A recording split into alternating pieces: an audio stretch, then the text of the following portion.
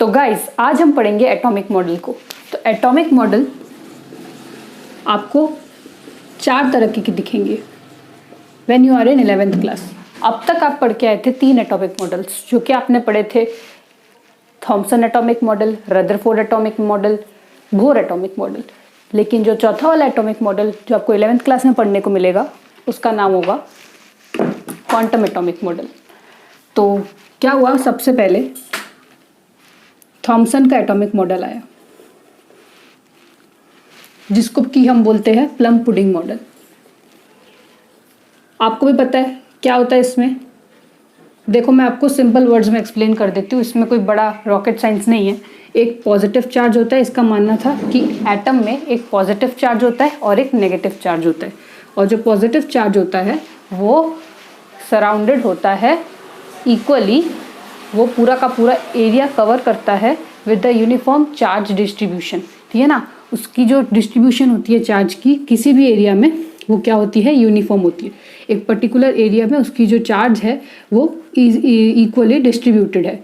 And on the other side जो ये negative charge है, आप जैसे कि एक एग्जांपल पकड़ लो, वाटरमेलन। वाटरमेलन में जो ग्रीन कलर का वाटरमेलन होता है उसके अंदर अगर आप उसको कट कर दो तो इसमें पूरा का पूरा रेड पीस जो है वो पूरा रेड पीस जो है वो रेड, वो पॉजिटिव चार्ज है, वो यूनिफॉर्मली डिस्ट्रीब्यूटेड है रेड वाला पार्ट।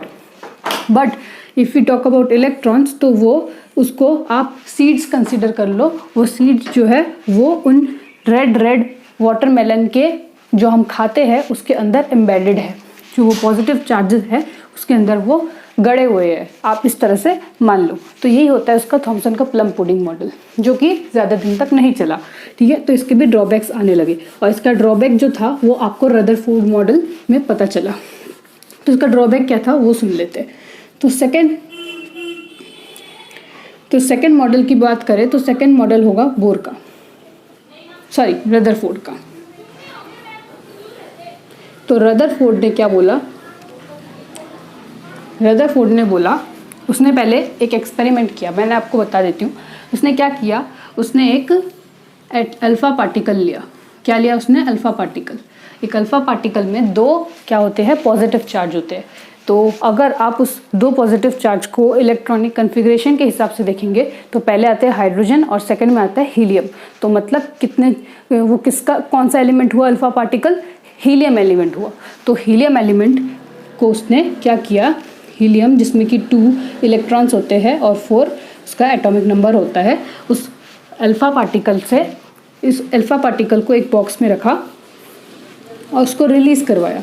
जब उसने उसको रिलीज़ करवाया तो उसने बीच में क्या किया, एक गोल्ड फॉयल रखा और साइड में एक ऐसा स्क्रीन रखा जिसमें अगर ये अल्फा पार्टिकल पड़ता है तो उसमें से लाइट जलेगा, फ्लोरेसेंस।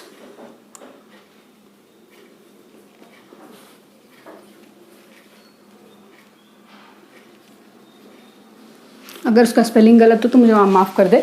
बट क्या होता है कि जब अल्फ़ा पार्टिकल इस गोल्ड फॉयल पे पड़ेगा, तो यहाँ पे गोल्ड फॉयल लिख देती हूँ मैं, तो क्या होगा, अगर इस पे गिरा तो यहाँ पे फ्लोरेसेंस आएगा। तो उसने ये सेटअप ऑलरेडी करके रखा था यही सोच के कि कुछ होगा। तो उसने देखा, जब उसने इस अल्फ़ा पार्टिकल को रिलीज़ किया तो उसने देखा, उसने क्या क्या ऑब्जर्व किया, उसको मैं यहाँ पे 3 पॉइंट्स में लिख देती हूँ सो दैट आप उसको अच्छे से लिख लें अपने नोटबुक में। तो पहले तो उसने ये देखा कि जो इलेक्ट्रॉन्स जा रहे थे इसमें से, सॉरी जो पॉजिटिव चार्ज प्रोटॉन्स जा रहे थे इसमें से, वो मोस्टली निकल जा रहे थे। वो क्या हो रहे थे, डेविएट हो रहे थे। वो क्या हो रहे थे, डेविएट हो रहे थे अपने पाथ से। तो उसने ये देखा कि जब अगर पास कर रहा है गोल्ड फॉयल के अंदर से, अगर किसी कागज़ के अंदर से पास कर रहा है कोई चीज़, कोई पार्टिकल, तो उसका मतलब ये कि कागज़ में कुछ जो ऐसे ऐसे प्लेसेस है वो क्या है, खाली है। तो उसने उससे ये कंक्लूजन निकाला कि ये जो गोल्ड फॉयल है जिसमें कि गोल्ड के एटम्स एलिमेंट प्रेजेंट होते हैं, उन एलिमेंट के बाहर, मतलब उसने ये बोला गोल्ड का मतलब जैसे AU हुआ तो ये हो गया एक एटम, एक एलिमेंट, और उस एलिमेंट में या फिर उस एटम में इतने सारे स्पेसेस है।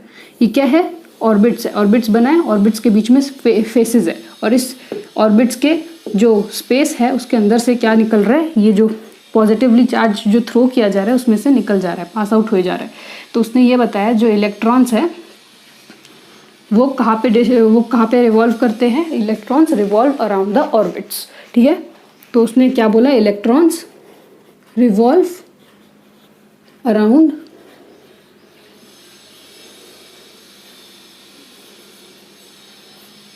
The orbits. अच्छा, नेक्स्ट पॉइंट की बात करते हैं। तो नेक्स्ट पॉइंट में क्या हुआ, उसने बताया कि चंद अल्फा पार्टिकल्स, मतलब कि मुश्किल से मान लो 1 या 2 आउट ऑफ 20,000 में से, हाँ रेयरेस्ट ऑफ द रेयर, कुछ क्या कर रहे थे, जा रहे थे और फिर टकरा के वापस आ रहे थे। तो उन्होंने बोला कि वो पूरी तरह से वापस उसी स्पीड में आ रहे थे। तो उसने ये कंक्लूजन लगाया कि बीच में कुछ ऐसा पार्टिकल प्रेजेंट है। देखो क्या है, अगर इलेक्ट्रॉन होगा और पॉजिटिव चार्ज यहाँ से निकलेगा और यहाँ पे अगर इलेक्ट्रॉन हुआ तो इलेक्ट्रॉन क्या करेगा, इलेक्ट्रॉन और प्रोटॉन का बीच में क्या होगा, अट्रैक्शन होगा, तो वो अपने पास ले लेगा और वो अंदर चला जाएगा, तो मतलब वो पास आउट हो जाएगा।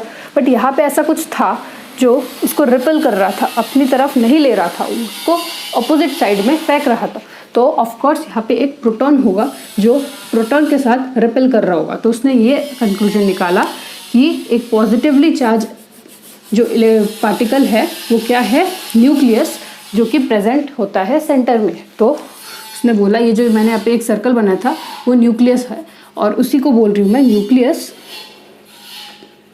Is present at the centre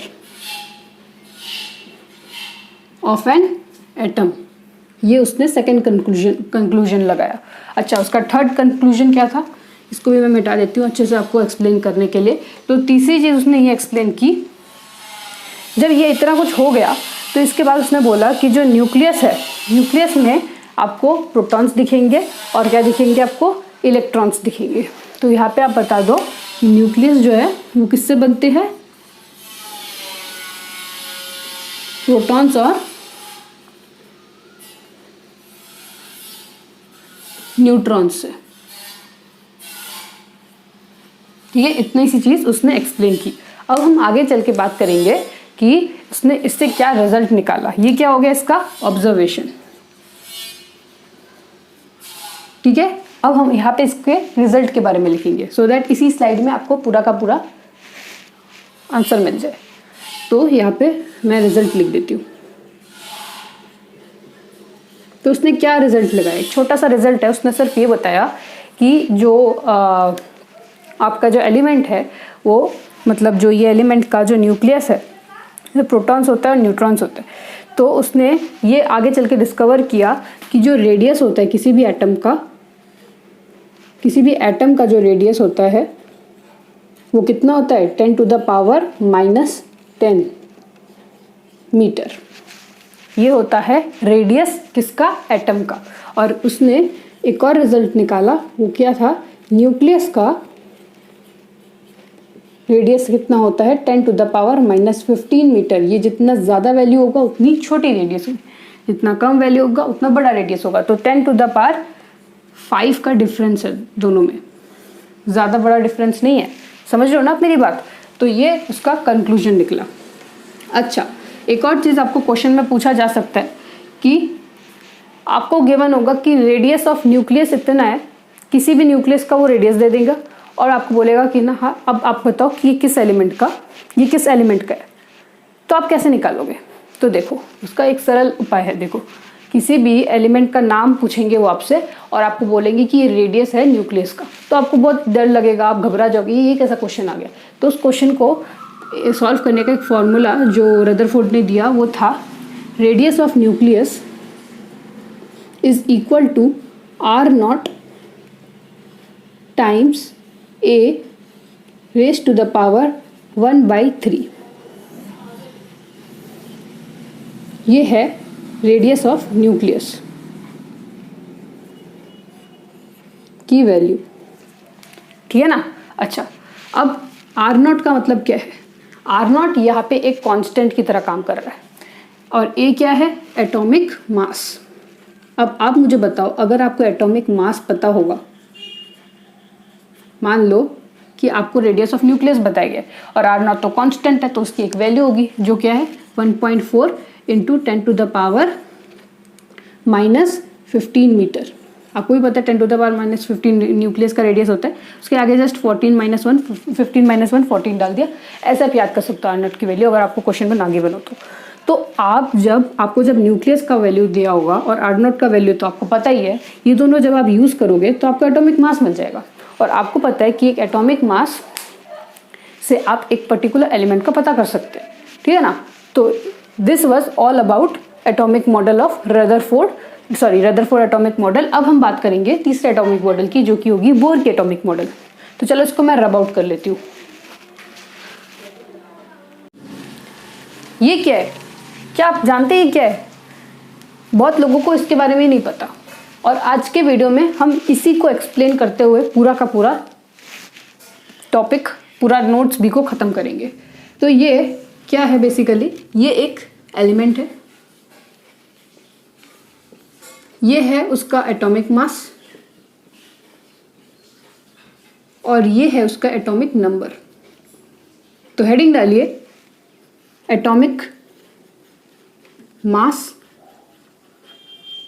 and atomic number, ठीक है। अब हम पढ़ेंगे इसके बारे में।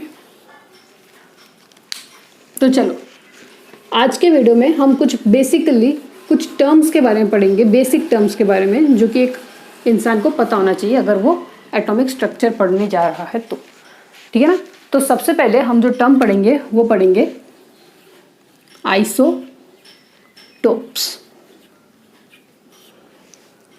फिर हम पढ़ेंगे आइसोबार्स,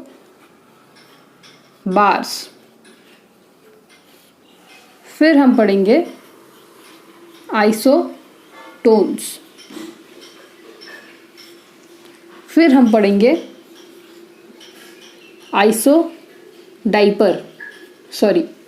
डायफर,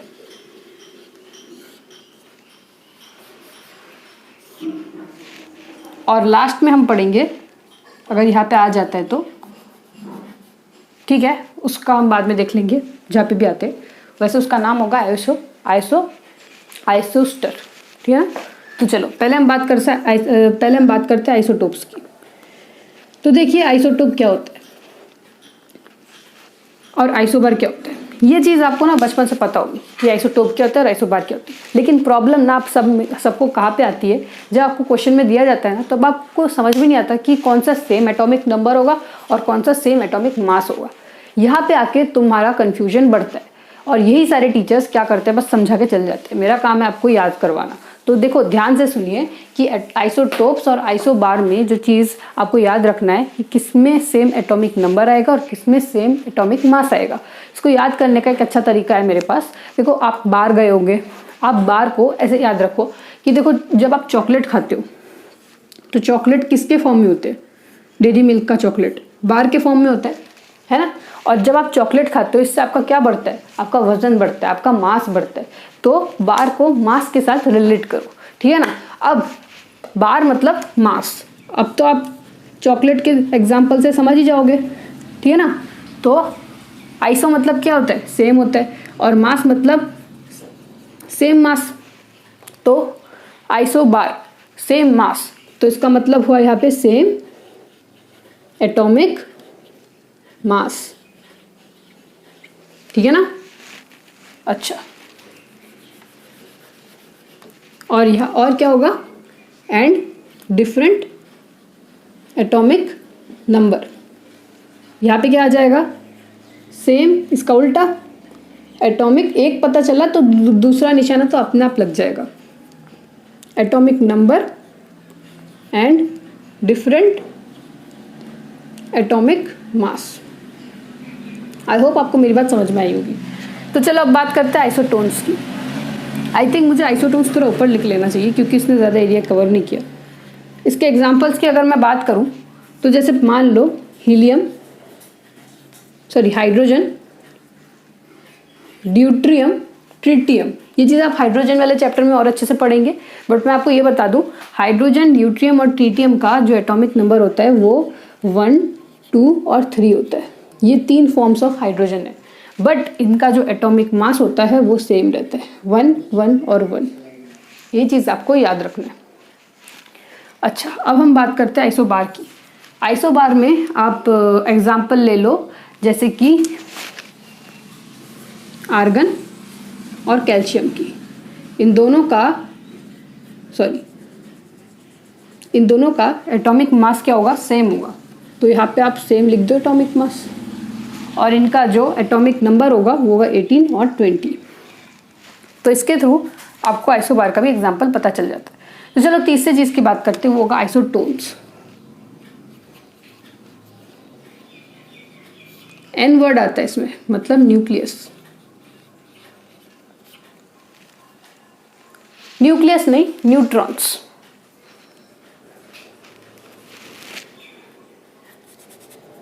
सेम न्यूट्रॉन्स मतलब एटॉमिक मास जो कि हमारा क्या था, AZ, A-Z।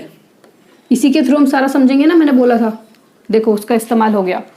तो सेम न्यूक्लियस, न्यूट्रॉन्स को क्या बोलते हैं? देखो इसका एटॉमिक, इसका मुझे बताओ न्यूट्रॉन्स क्या होता है। 40 - 18 क्या हो जाएगा इसका? Number of neutrons. 20 - 40 जो कि होता है 20, तो 20 इसका नंबर ऑफ क्या हो जाएगा, न्यूट्रॉन्स। और इसका हो जाएगा 22 नंबर ऑफ न्यूट्रॉन्स। समझ रहे हो ना मेरी बात? तो यहाँ पे क्या बोला गया है कि जब न्यूट्रॉन्स सेम होता है तब उसको क्या बोलते हैं, आइसोटोन्स। अच्छा, तो आइसोडाइपर क्या होता है? तो देखो मैं तो इसको बार बार आइसोडाइपर बोलती हूँ जिससे आप अच्छे से याद रख पाए। देखो इसका काम क्या होता है, इसका मतलब होता है जिसमें सेम आइसोट्रोपिक नंबर हो। अब सेम आइसोट्रोपिक नंबर का मतलब क्या, इसी के एग्जाम्पल के थ्रू समझेंगे। A-2Z, यहाँ पे हो गया A-Z, यहाँ पे A-2 टाइम्स Z, तो उसको बोलते हैं आइसोट्रोपिक नंबर। जब A-2Z आपको दिखेगा तो उसको हम क्या बोलेंगे, आइसोडाइफर। ये चीज़ आपको नीट में तो नहीं पूछा जाएगा, बट अगर जेई वाले स्टूडेंट बैठे हैं इस वीडियो को देख रहे हैं तो then this term is for you, है ना। अच्छा, इसके कुछ एग्जाम्पल देख लेते हैं। नाइट्रोजन और ऑक्सीजन का, तो इसका एटॉमिक नंबर है 8 और इसका है 7, बट इसका जो नंबर है वो हो जाएगा 15 मास नंबर और इसका 17। जब आप कैलकुलेट करोगे ना तो आपको दिखेगा कि इन दोनों का आइसोट्रोपिक नंबर सेम है। घर में जाके इस वीडियो को कंप्लीट होने के बाद क्या करना है, एक बार सॉल्व करके देखना। अच्छा, अब हम 5th पॉइंट के बारे में बात करेंगे, जो हमारा लास्ट टर्म होगा। वो टर्म है हमारा आइसोस्टर्स। ये क्या होता है, same number of atoms and electrons. मतलब नाइट्रोजन या कार्बन मोनोऑक्साइड, इसका एग्जाम्पल के थ्रू समझते हैं। इन दोनों में एटम्स कितने हैं, इसमें 2 नाइट्रोजन के एटम्स है। कितने हैं, 2 है नाइट्रोजन के एटम्स, 1 2, और इसमें कितने हैं, 1 2, 2 एटम्स मिल गए, तो मतलब same number of atoms satisfied हो गया। अच्छा, इलेक्ट्रॉन्स की बात करते हैं। चलो इलेक्ट्रॉन्स बताओ कैसे निकालते हैं। अगर आपको कोई एलिमेंट दिया जाए उसको इलेक्ट्रॉन्स कैसे निकालोगे, आप इलेक्ट्रॉनिक कन्फिग्रेशन वाले चार्ट में जाओगे और वहाँ पे आपको एटलीस्ट 20 तक तो याद होना ही चाहिए, ठीक है ना। बट अगर आपको टॉप 10 तक भी याद है तो आप ये वाला तो सॉल्व कर ही लोगे। तो देखो, hydrogen, helium, lithium, beryllium, boron, carbon, nitrogen, मतलब 7 नंबर। तो 7 2 14 इलेक्ट्रॉन्स है इसमें। और यहाँ पे कितने इलेक्ट्रॉन्स है, hydrogen, helium, lithium, beryllium, boron, carbon, 6 plus oxygen में कितने होते हैं, 8। यहाँ पे कितने, यहाँ पे भी 14 ही है, 14 मतलब इलेक्ट्रॉन्स भी सेटिस्फाइड हो गए। So this was all about the notes बी। अब हम बात करेंगे नोट सी की नेक्स्ट वीडियो में।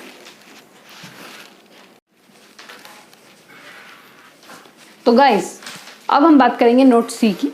तो नोट सी में डी ब्रॉगली ने डी फॉर डुअल नेचर का इस्तेमाल किया। क्या किया, डुअल नेचर ऑफ लाइट वाली चीज़ को प्रपोज किया या इन्वेंट किया। ऑफ लाइट किसने, डी ब्रॉगली ने।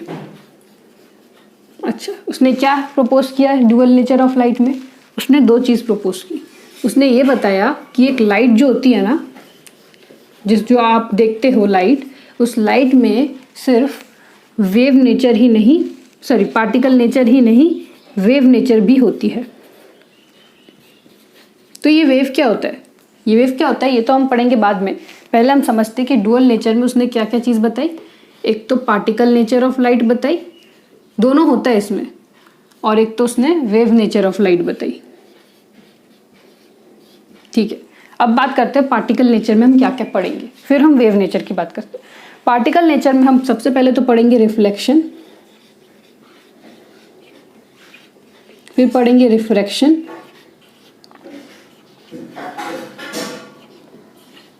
फिर हम पढ़ेंगे इंटरफेरेंस,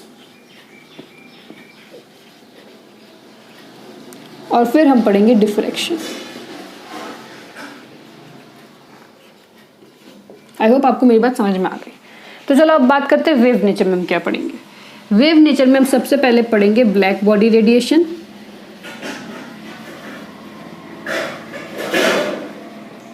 फिर हम पढ़ेंगे फोटो इलेक्ट्रिक इफेक्ट।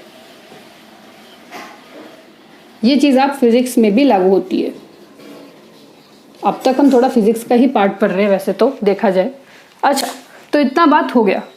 ये फिजिक्स जो है ना केमिस्ट्री से ली गई है सच बोलूँ तो चलो डी ब्रॉगली के ये हो गई इंट्रोडक्शन। अब हम बात करेंगे वेव्स क्या होती है। वेव्स का यहाँ पे मैं स्ट्रक्चर बना के आपको वेव्स के बारे में थोड़ी बहुत चीज़ें आपको अच्छे से बताती हूँ। ये थोड़ा आपके कॉन्सेप्ट को क्लियर कर देगी। तो चलो मैं रब कर देती हूँ इसको। तो गाइस ये क्या है, अब बताओ ये क्या चीज़ है मैंने बनाई। ये एक वेव स्ट्रक्चर है जो कि आपको एक अच्छी तरह से वेव को एक्सप्लेन करने में हेल्प करेगी। ठीक है ना। इस स्ट्रक्चर को देख के हम यहाँ पे इसके पॉइंट्स लिखेंगे। थोड़ा छोटा कर देती हूँ सो दैट यहाँ पे डेफिनेशन आ सके। हाफ कर देती हूँ इसको यहाँ तक। तो चलो अब बात करेंगे इसके बारे में।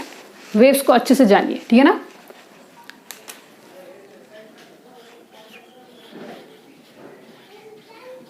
डुअल नेचर ऑफ लाइट के बारे में हम यहाँ पे बात करेंगे। और यहाँ ये जो चीज़ है वो क्या है, वेव्स है। और इस वेव्स के हम कुछ इंपॉर्टेंट टर्म्स की बात करेंगे।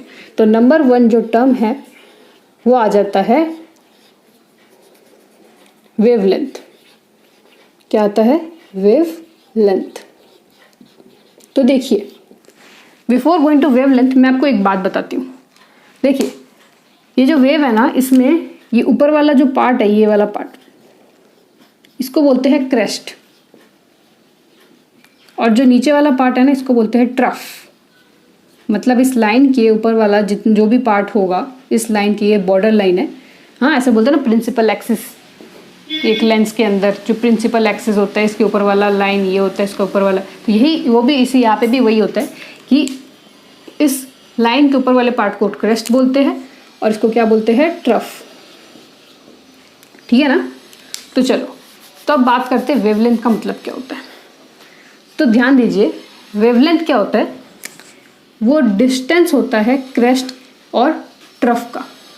समझ रहे हो ना पहली बात, ये जो क्रेस्ट और ट्रफ है इसके बीच का डिस्टेंस को क्या बोलते हैं, वेवलेंथ। तो मैं यहाँ पे लिखूंगी distance between crest and trough. चलो आपको ये बात समझ में आ गई। अब हम बात करेंगे वेव नंबर की। वेव नंबर क्या होता है, रेसिप्रोकल। आई थिंक मेरा मार्कर काम नहीं कर रहा। Let me fill my ink. तो देखो वेव नंबर क्या होता है, रेसिप्रोकल ऑफ वेवलेंथ। ठीक है। चलो अब हम बात करेंगे तीसरे वर्ड की। तीसरा टर्म है हमारा फ्रीक्वेंसी। देखिए फ्रीक्वेंसी वर्ड आप जब सुनते हैं तब आप क्या बोलते हो, frequency is equal to 1/t। इसका मतलब क्या है, एक काम करो, आपके पास अगर कोई घड़ी है तो फॉर एग्जांपल देखो मेरे पास जैसे कोई घड़ी है, आप क्या करो, टाइमर लगाओ, 1 सेकंड का टाइम लगाओ। 1 सेकंड में जितना वेव्स बनता है, मान लो कि ये पार्टिकल है, ये इसका जो पेन का जो टिप है वो पार्टिकल है। वो पार्टिकल जब वेव्स बना रहा है तो 1 सेकंड में वो कितने वेव्स बनाता है, उसको क्या बोलते हैं, फ्रीक्वेंसी बोलते हैं। 1 सेकंड में जितने वेव्स बनते हैं। ठीक है, मैं इसको यहाँ पे रख देती हूँ। तो देखो यहाँ पे लिखे नंबर ऑफ वेव्स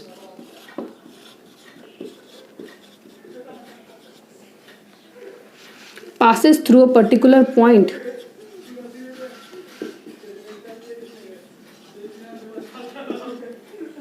या फिर point passes through a point या पर्टिकुलर पॉइंट लिख लो in 1 सेकेंड, 1 सेकेंड में कितने वेव्स एक पर्टिकुलर पॉइंट से पास करता है उसको क्या बोलते हैं, फ्रीक्वेंसी। ठीक है, तो चलो अब हम बात करेंगे पॉइंट 4 की, वो होगी हमारी एम्पलीट्यूड।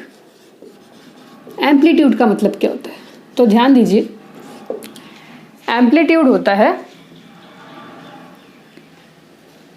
ये वाला डिस्टेंस, समझ रहे हो ना मेरी बात, इस वाले डिस्टेंस को क्या बोलते हैं हम, एम्पलीट्यूड।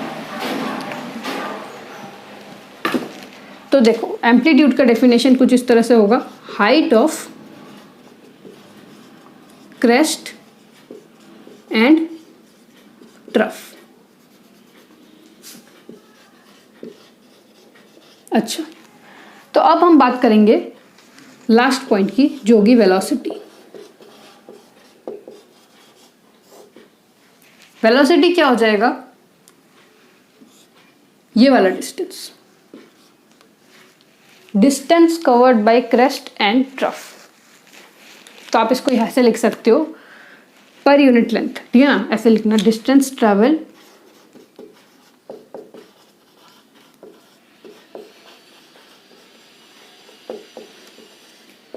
Per unit length.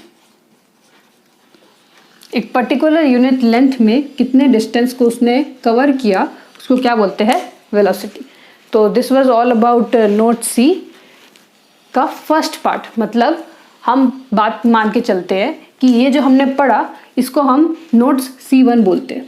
आप इसको हेडिंग में नोट्स C1 लिख के दीजिए और ये पूरा का पूरा नोट कर लीजिए। फिर मैं यहाँ पे नोट C2 लिख के आपको नेक्स्ट टॉपिक पे बात करूँगी। तो अभी तक तो हमने नोट C1 की बात तो करी, लेकिन एक और टॉपिक रह जाता है, वो होता है हमारा इलेक्ट्रोमैग्नेटिक रेडिएशन। तो उसको भी हम अभी पढ़ेंगे। इसको मैं रब करके मैं आपको इलेक्ट्रोमैग्नेटिक रेडिएशन पढ़ा के एक क्वेश्चन सॉल्व करवाऊंगी। फिर हम नोट्स C2 पे जाएंगे। मतलब मैं क्या बोलना चाहती हूँ, नोट C के हम 2 पार्ट करेंगे, एक C1 और एक C2। ये आपको याद करने में दिक्कत नहीं देगी, थोड़ा सा हम रिप्रेजेंट कर पाएंगे कि हम यहाँ पे ये C1 में पढ़े, ये C2 में पढ़े, इसके लिए, ठीक है ना। तो चलो मैं इसको रब कर देती हूँ।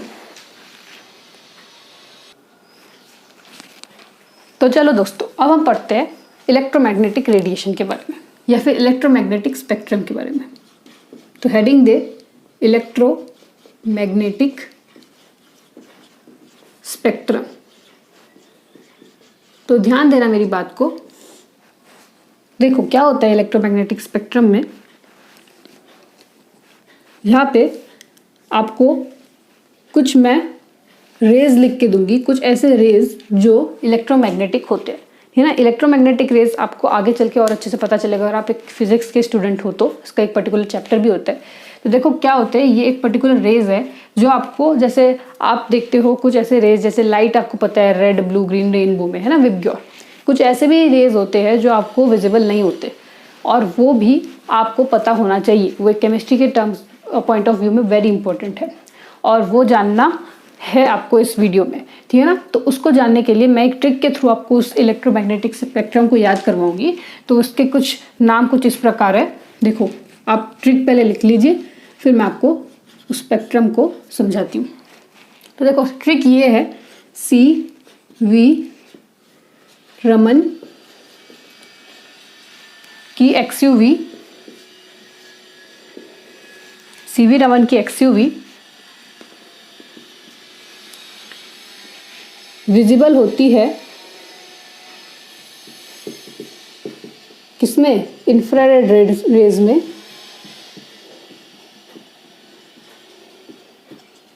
इंफ्रारेड रेज तो आपको पता ही होगा, है ना। अच्छा आगे भी नीचे लिख देती हूँ बाकी का चीज़।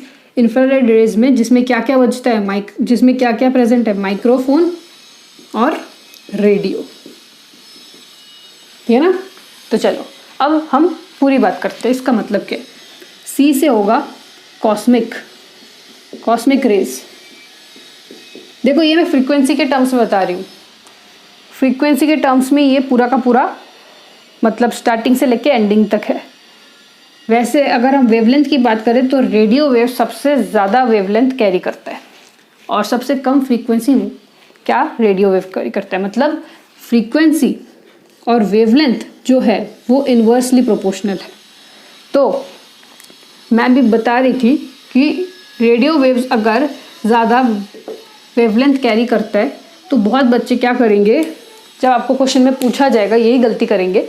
मैं आपको ट्रिक तो यहाँ से समझा रही हूँ, बट सच बोलूँ तो ये सबसे कम वेवलेंथ कैरी करता है।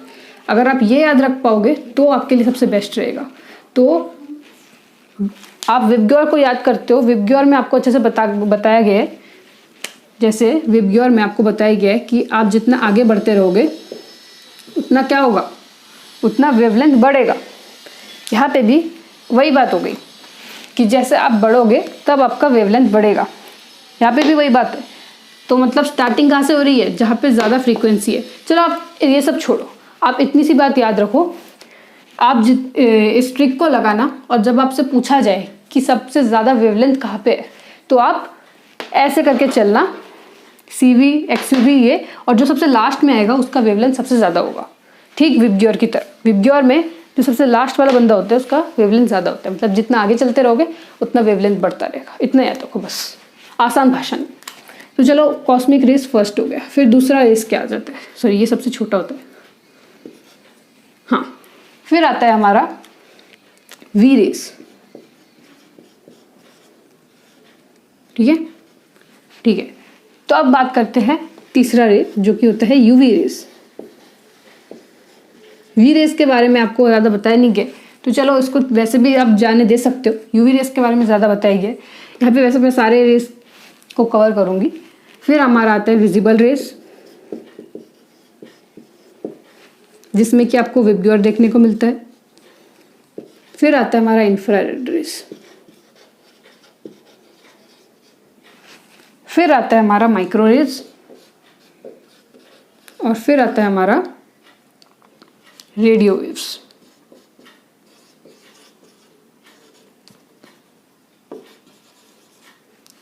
आई होप आपको मेरी बात समझ में आ गई होगी। तो ये जो इंक्रीजिंग डिक्रीजिंग ऑर्डर मैंने करके दिया वो किसका था, वो वेवलेंथ का था। मतलब ऐसे चलने में क्या होगा, हमारा वेवलेंथ बढ़ेगा। बट आप अगर ऐसे ही चलते हो तो इससे आपकी फ्रीक्वेंसी जो है वो घटेगी। समझ रहे हो ना आप मेरी बात, एक ही एरो से समझ जाओगे आप, इसको अलग से एरो करने की जरूरत नहीं है। ठीक है ना, आपको मेरी बात अब समझ में आ गई होगी। तो ठीक है, इससे एक चीज़ निकल के आती है, वो ये चीज़ निकल के आती है। मतलब wavelength is inversely proportional to frequency, और इससे एक फॉर्मूला निकलता है, wavelength is equal to frequency is equal to c is equal to f lambda. मतलब मैंने क्या किया, यहाँ पे लैम्डा की जगह इक्वल टू लगाया और यहाँ पे प्रोपोर्शनलिटी साइन को हटाने के लिए यहाँ पे सी लगा और यहाँ पे एफ लिखा, और इस एफ को यहाँ पे लिख के मैंने सी की एक वैल्यू निकाली। मतलब स्पीड ऑफ लाइट जो कि सी है हमारा, speed of light is equal to frequency into wavelength. इतनी सी बात याद रखो, और फिर मैं भी इसको इरेज करके मैं आपको एक क्वेश्चन सॉल्व करवा के उसके थ्रू आपको समझाती हूँ कि मैं क्या बोलना चाहती हूँ। तो दोस्तों ये हमारा क्वेश्चन है, तो चलो इस क्वेश्चन को सॉल्व करते हैं। तो इस क्वेश्चन में हमको बताया गया है कि wavelength of visible light varies from 4000 angstrom to 8000 angstrom. मतलब कि हमको एक रेंज दी हुई है वेवलेंथ की। तो हम सबसे पहले लिखेंगे कि हमको क्या दी हुई है, रेंज दी हुई है। 4K, मतलब यूट्यूब की भाषा में 4000 को 4K बोलते हैं ना, 4K एंगस्ट्रॉम से लेके कब तक, 8K एंगस्ट्रॉम तक क्या है, रेंज दी हुई है। और हमको क्या कैलकुलेट करने के लिए बोला है, फ्रीक्वेंसी की रेंज। तो हमको क्या चाहिए, फ्रीक्वेंसी की रेंज, है ना। अब आप मुझे बताएं, आपके पास वेवलेंथ है और आपको क्या निकालनी है, फ्रीक्वेंसी। आप अगर इस वेवलेंथ की अगर फ्रीक्वेंसी निकाल लेंगे और इस वेवलेंथ की एक फ्रीक्वेंसी निकाल लेंगे तो आपको इस फ्रीक्वेंसी का रेंज मिल जाएगा। तो हम सिंपली क्या करेंगे, सबसे पहले इस वेवलेंथ को लेंगे और इस वेवलेंथ से हम 400 एंगस्ट्रॉम वाले वेवलेंथ का हम पहले फ्रीक्वेंसी निकालेंगे। तो frequency of f is equal to क्या होता है, सी बाई लैम्डा। मैंने आपको पिछले पार्ट में बताया। तो यहाँ पे अब आपको क्या करना है, सिंपली वैल्यू पुट करनी है जो कि होती है 3 × 10⁸ अपॉन जो आपको गिवन है 4000 एंगस्ट्रॉम। इसको सॉल्व करने के बाद आपके पास 3/4 × 10⁻15 हर्ट्ज आएगी। फ्रीक्वेंसी की जो यूनिट होती है वो हर्ट्ज होती है। और दूसरी तरफ अगर आप 8K एंगस्ट्रॉम को लेते हुए तो उसकी क्या आती है वैल्यू, देखें।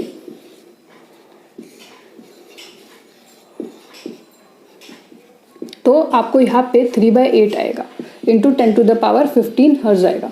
तो आपको पता चल गया रेंज क्या होगी यहाँ पे, 3/4 × 10⁻15। देखो आगे आप सॉल्व कर सकते हो, इसलिए मैंने यहाँ तक की सॉल्व किया है, ठीक है ना, इंटू 10⁻15। तो ये हो जाएगा क्या, फ्रीक्वेंसी का रेंज। आई होप आपको मेरी बात समझ में आई होगी। देखो फ्रीक्वेंसी यहाँ पे बढ़ रहा है 4 to 8, बट फ्रीक्वेंसी यहाँ पे घट रहा है। तो आपको क्वेश्चन में कभी कभी आपको ऐसे भी घुमा फिरा के आ सकते हैं कि फ्रीक्वेंसी की रेंज कितनी होगी, तो आपको कम से ज़्यादा लिखना है। और यहाँ पे ये ज़्यादा कम है या ये ज़्यादा कम है, देखिए यहाँ पे ये ज़्यादा कम है, तो फ्रीक्वेंसी की रेंज यहाँ से यहाँ तक होगी, मतलब 3/8 to 3/4, क्योंकि फ्रीक्वेंसी और वेवलेंथ इन्वर्सली प्रोपोर्शनल है। फिर भी आप ऐसे भी लिख सकते हो, बट इन दोनों के बीच में रहेगी, इतना आपको पता होना चाहिए। चलो मैं इसको रब कर देती हूँ और फिर हम पढ़ेंगे दूसरे टॉपिक। तो गाइस अभी आप हेडिंग डालिए नोट्स C2 की। अब तक हम बात कर रहे थे पार्टिकल नेचर ऑफ लाइट, अब हम बात करेंगे वेव नेचर। तो हम हेडिंग लगाएंगे यहाँ पे C2 का, वेव नेचर में क्या होता है।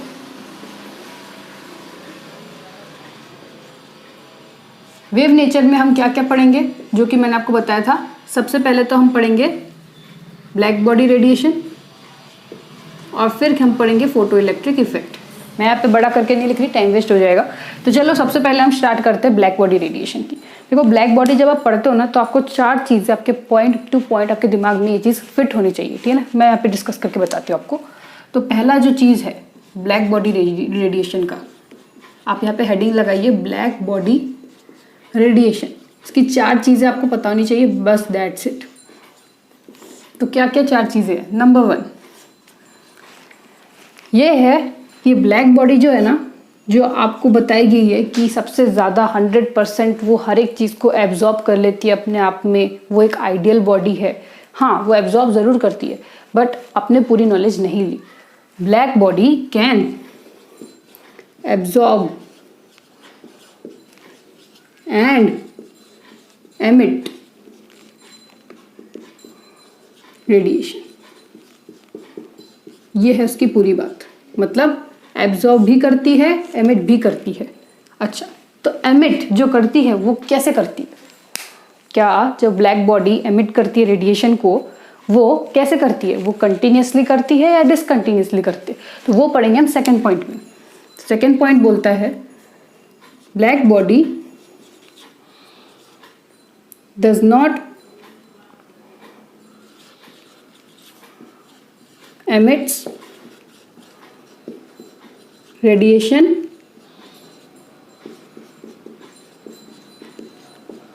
continuously।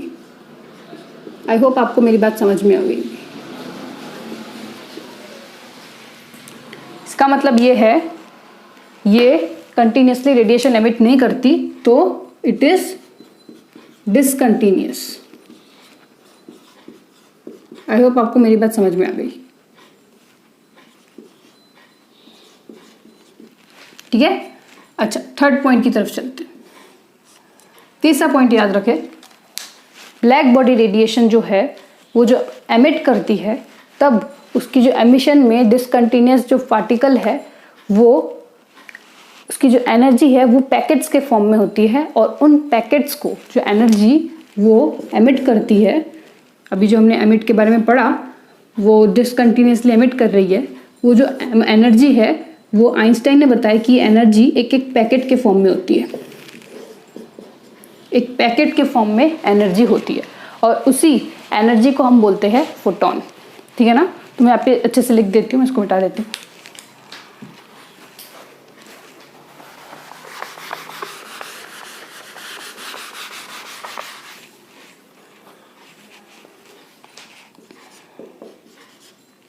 emits energy in the form of small packets known as photons। अच्छा, चौथी पॉइंट जो सबसे ज़्यादा इम्पोर्टेंट है, जो एनर्जी के बारे में हम बात कर रहे हैं, ये एनर्जी फ्रीक्वेंसी के डायरेक्टली प्रोपोर्शनल है। ठीक है, इसको अच्छे से लिखे हम, energy is directly proportional to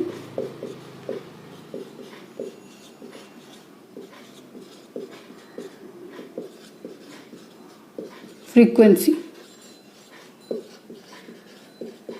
मतलब E is directly proportional to F, और इस प्रोपोर्शनैलिटी साइन को अगर हम हटा देंगे तो हो जाएगा E is equal to HF। I hope आपको मेरी बात समझ में आ गई होगी।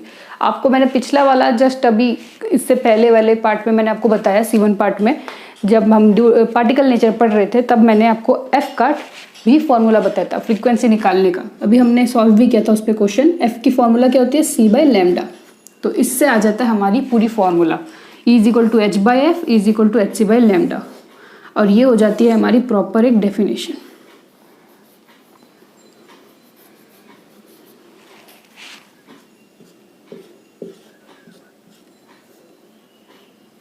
ठीक है, दिस इज आवर इक्वेशन। तो ये हो जाएगा हमारा ब्लैक बॉडी रेडिएशन का पूरा डेफिनेशन। तो चलो अब मैं इसको रब कर देती हूँ, और अब हम बाद में पढ़ेंगे, इस पे बेस्ड 2-3 क्वेश्चन करेंगे और फिर हम आगे बढ़ते हैं। तो गाइस, ये है हमारा क्वेश्चन। तो इस क्वेश्चन को कैसे सॉल्व करना है, इस क्वेश्चन को सॉल्व करने से पहले आपको एक और बात बता दूं, ये जस्ट प्रीवियस क्वेश्चन का कॉपी कैट है। पता है क्यों? क्योंकि उस क्वेश्चन में भी मैंने आपको बताया था कि एनर्जी में Hc/λ होता है, और ये सिर्फ 1 मोल का है, सॉरी 1 फोटोन का है। किसका है? 1 फोटोन का। 1 फोटोन की एनर्जी अगर इतनी होती है और n फोटोन की एनर्जी कितनी होती है अगर आपसे पूछते हैं, तो आपको n के साथ मल्टीप्लाई करना पड़ता है। मैंने आपको बताया था n जो है वो नंबर ऑफ फोटोन है। तो अगर आपको बताया गया कि नंबर ऑफ फोटोन किसको बोलते हैं, n को, तो 1 मोल में कितने नंबर आते हैं आपको तो पता ही है। 1 मोल में जितने नंबर आएंगे वही उसकी वैल्यू यही होगी, क्योंकि हमको क्या निकालना है, n का मतलब नंबर ऑफ फोटोन। और आपको पता है कि 1 मोल में कितना नंबर होता है, वो यहाँ पे डायरेक्टली लिख दीजिए। मैं यहाँ पे डायरेक्ट 6 × 10⁻23 लिखूंगी, ये थोड़ा सा इजी पड़ जाएगा हमारे लिए। ठीक है ना। तो अब हम समझते हैं कि हमने इसको किस तरह से सॉल्व करना है। और यहाँ पे आप अगर एवोगैड्रो नंबर भी लिखना चाहे ना, तो आप इसको इससे भी रिप्रेजेंट कर सकते हैं, क्योंकि मैं आपको पूरा क्वेश्चन का आंसर सॉल्व तो नहीं करके बताऊंगी, बट आपको लास्ट तक लेके जाऊंगी, मतलब जहाँ पे हमारी कैलकुलेशन बिगिन हो जाती है वहाँ तक। अच्छा, तो अब तो हम सिंपली आंसर में Na लगाकर Hc/λ लगा सकते हैं। आपको पता है C की वैल्यू, आपको पता है H की वैल्यू, और लैम्डा की वैल्यू आपको डायरेक्टली गिवन है। तो आप सिंपली Na को मल्टीप्लाई कर दो H के वैल्यू के साथ 6.626 × 10⁻34 माइनस इंटू 3 × 10⁸, और इसको डिवाइड कर दो लैम्डा के साथ।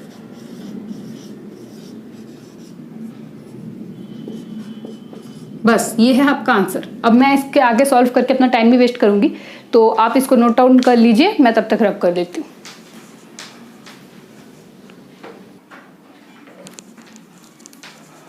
तो चलो अब बात करते हैं नोट्स डी की। पहले तो नोट्स डी को जाने से पहले ये देखो, ये डब्बा क्या है।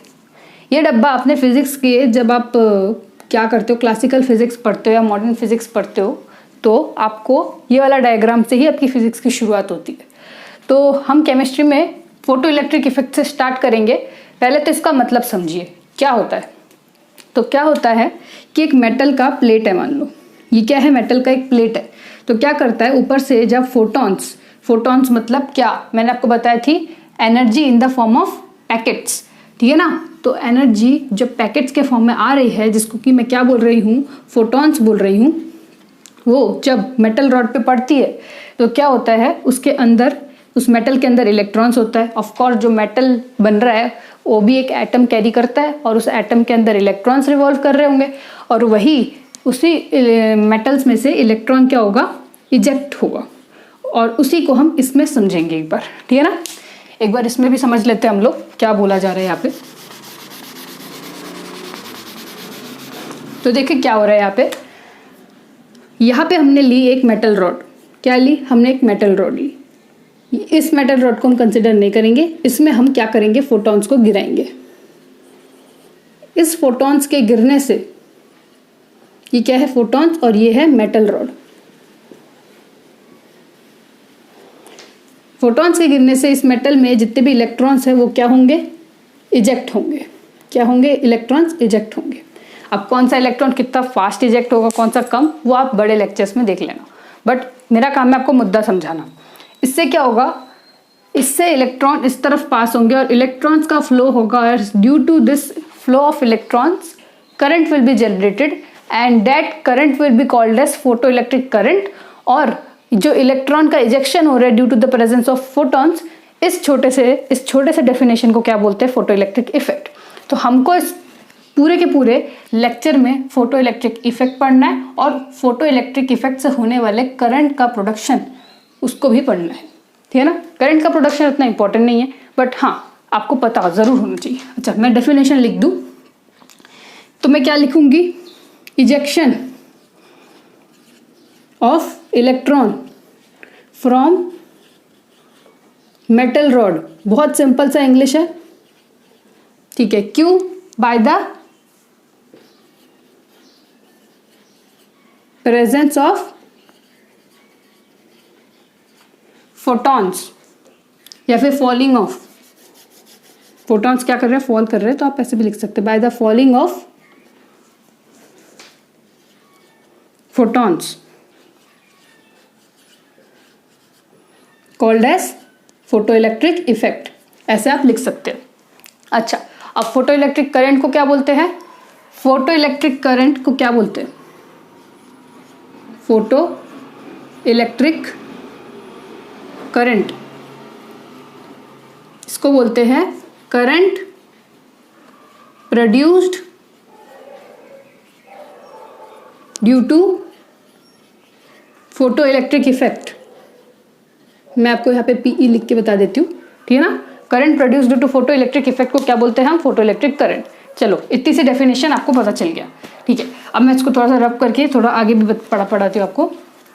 वर्क फंक्शन ऑफ मेटल की बात करेंगे। अब इस फोटो इलेक्ट्रिक इफेक्ट में कैसे क्वेश्चन आएंगे और उस क्वेश्चन को कैसे डील करने, उनके फॉर्मूलाज, उनके इंपॉर्टेंट टर्म्स बताऊंगे। चलो इसको नोट डाउन कर लीजिए, मैं तब तक रब कर देती हूँ।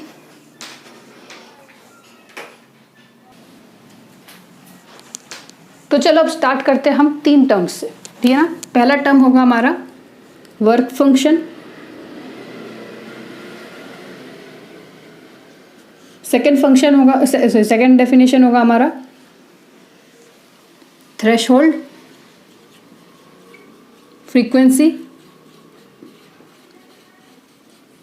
और थर्ड टर्म होगा हमारा थ्रेशोल्ड वेवलेंथ।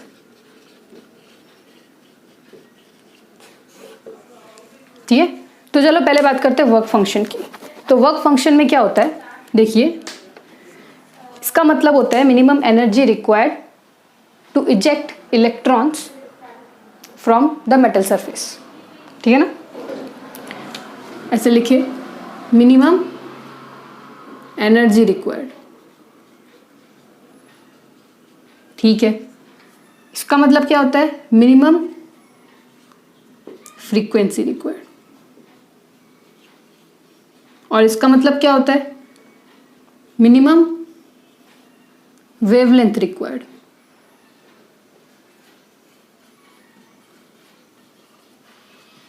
आगे क्या हो जाएगा?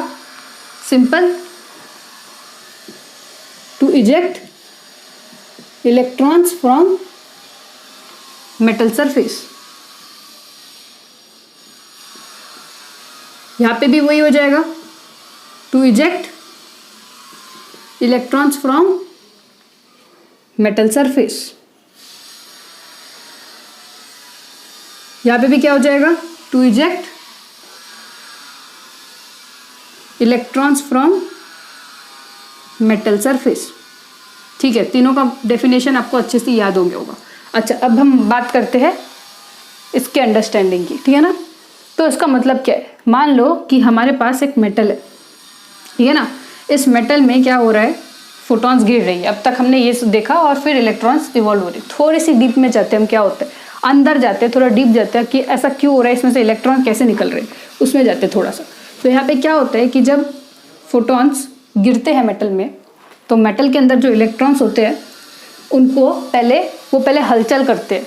उनके पास जब एनर्जी आती है तब वो हलचल करते हैं, तब उनको और एनर्जी चाहिए रहता है। इलेक्ट्रॉन को निकालने से पहले उनको एनर्जी हर किसी को मिलती है। तो क्या होता है, जिस इलेक्ट्रॉन में उस एनर्जी की जितनी रिक्वायरमेंट होती है, उसकी रिक्वायरमेंट जब ये फोटॉन्स फुलफिल कर देता है, मान लो कि इस इलेक्ट्रॉन को 10 वोल्ट क्या चाहिए, 10 जूल एनर्जी चाहिए, और इसमें से फोटॉन की एनर्जी आ रही है 8 जूल, तो रिक्वायरमेंट सेटिस्फाई नहीं हो रहा। तो इस फोटॉन को क्या करना पड़ेगा? जब तक कि 10 जूल का एनर्जी नहीं दे देता तब तक कि इलेक्ट्रॉन नहीं निकलेगा।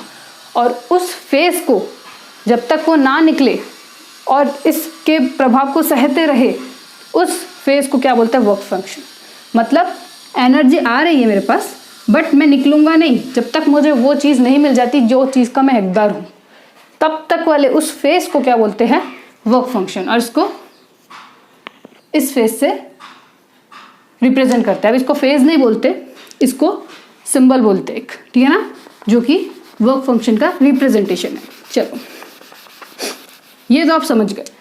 अच्छा, तो अब बोलते हैं कि वर्क फंक्शन का मतलब क्या है। अब जो इलेक्ट्रॉन है वो जब मेटल से निकलेगा, अभी मैंने बोला कि 10 जूल अगर सेटिस्फाई कर दिया तो क्या हो जाएगा? इलेक्ट्रॉन निकलेगा। तो उस मिनिमम एनर्जी को देखो, अगर इसको 10 जूल चाहिए और ये अगर 10 जूल ही दे रहा है, तो मतलब ये 10 जूल जो होगा वो उसका मिनिमम एनर्जी हो गया। बट अगर ये एनर्जी 12 जूल देती है हमको, जो फोटॉन्स की जो एनर्जी निकल के आ रही है इस मेटल के अंदर, वो अगर 12 जूल होती है, तो वर्क फंक्शन से कई अधिक गुनी चीज़ ज़्यादा हो जाएगी, क्योंकि वर्क फंक्शन तो मिनिमम एनर्जी होती है। मतलब उसको जितनी चाहिए, मेरे को इतनी भी मिल जाए तो मैं इस नौकरी को करने के लिए रेडी हूँ। बट अगर मेरे को जॉब जो मुझे दे रहा है मेरा क्लाइंट, अगर मुझे इससे ज़्यादा पैसे देता है, तो वो क्या हो जाएगा? मेरी एक्स्ट्रा एनर्जी हो जाएगी। और उस एक्स्ट्रा एनर्जी को हम यहाँ पे नहीं, उस एक्स्ट्रा एनर्जी को हम काइनेटिक एनर्जी बोलते हैं।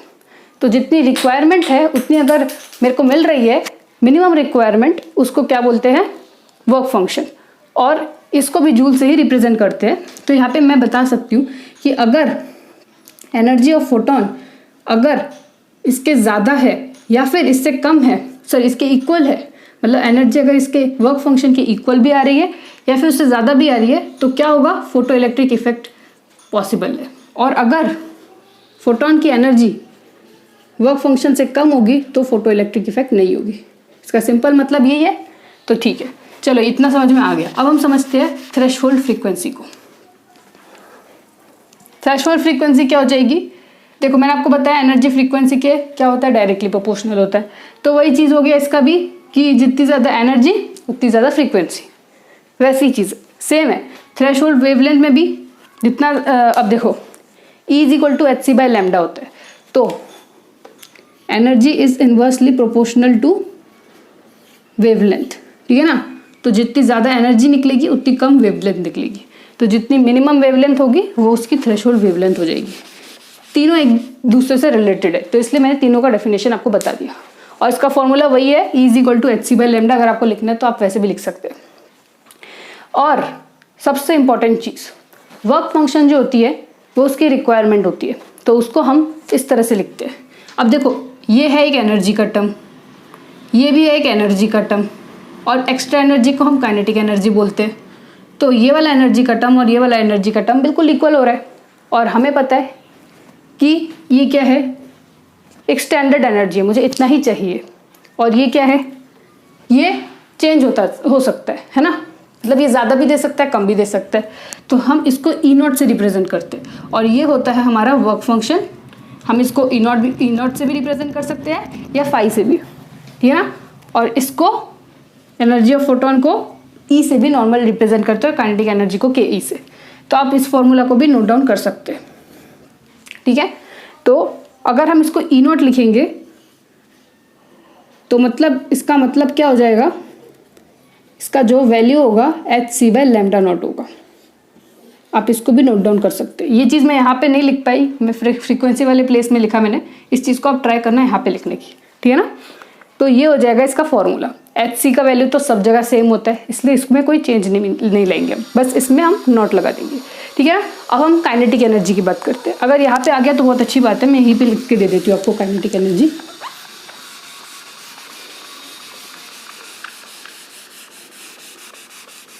देखिए मैंने इसको रब कर दिया, अगर आप नहीं लिख पाए तो आपको बता दूं, बस मिनिमम वेवलेंथ लिखना और कुछ नहीं लिखना, बाकी सब सेम ही है, तो आप उसको लिख भी सकते हैं। यहीं पे लिख देती हूँ मैं काइनेटिक एनर्जी। तो इसका मतलब क्या होता है, इसको बोलते हैं एक्स्ट्रा एनर्जी, है ना, required to eject electron from the metal surface. अब देखिए काइनेटिक एनर्जी को हमको लिखने की ज़रूरत नहीं है, वो उसकी डेफिनेशन पूछते भी नहीं है, वो इतना इंपॉर्टेंट नहीं है। मैं जो चीज़ इंपॉर्टेंट है वो बताती हूँ। It works on law of conservation of energy, मतलब एनर्जी को जितना कंजर्व कर सको उतना ही कंजर्व करता है ये। इसका मतलब ये है कि मैं एनर्जी का हर एक चीज़ 100% तक का उसका रिटर्न लेना चाहता हूँ।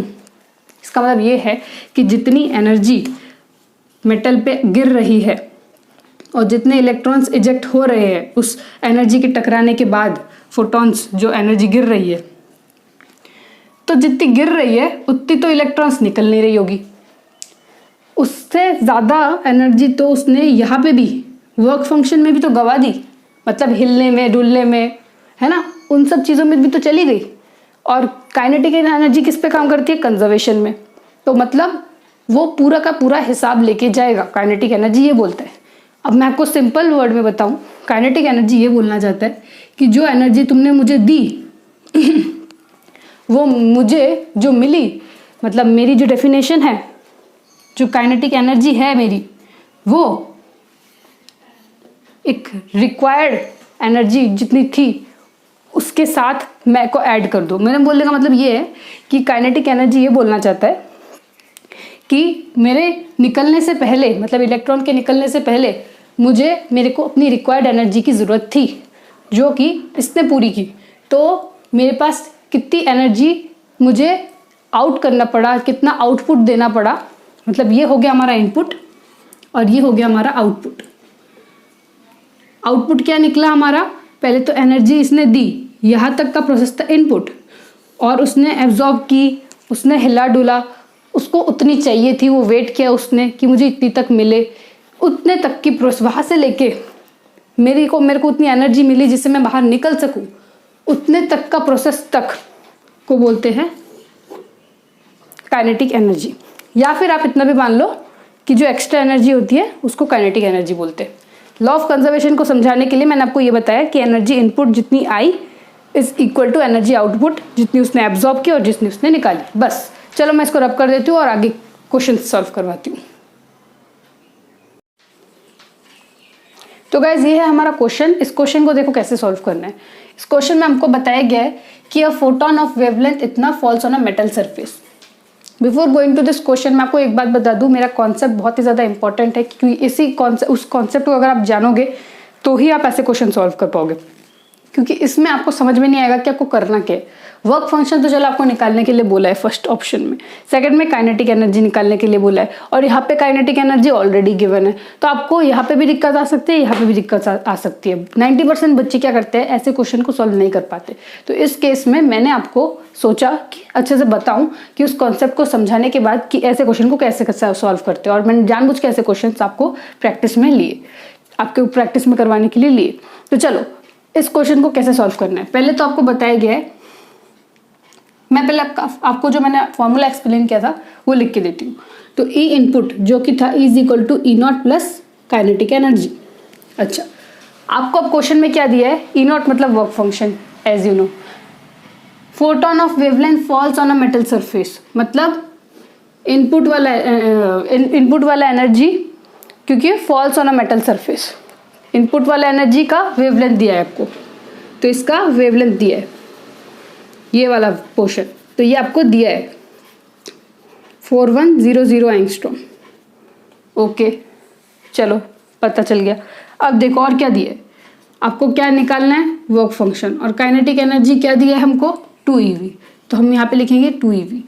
और काइनेटिक एनर्जी आपको दिया है, उसमें काइनेटिक एनर्जी का मतलब क्या है, जब इलेक्ट्रॉन टकराया मेटल सरफेस से उसमें जो रिएक्शन हुआ वो तो हो जाएगा इसका वर्क फंक्शन, और उस रिएक्शन के बाद जो निकला, जो आउटपुट निकला, एक्स्ट्रा एनर्जी निकली, वो हो जाएगा उसका काइनेटिक एनर्जी।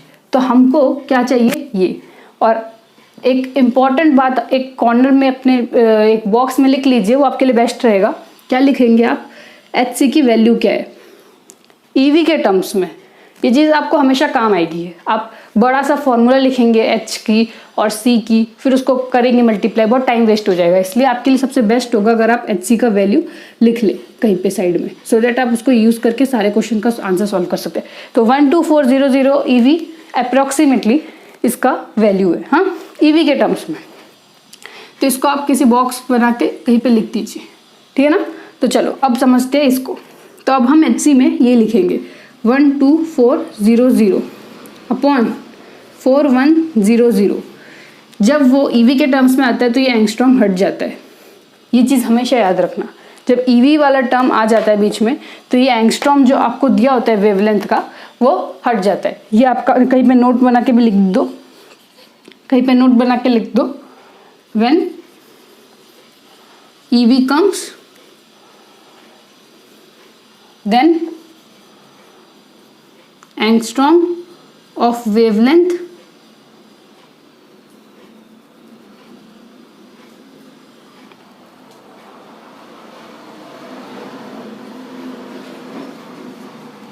gets removed।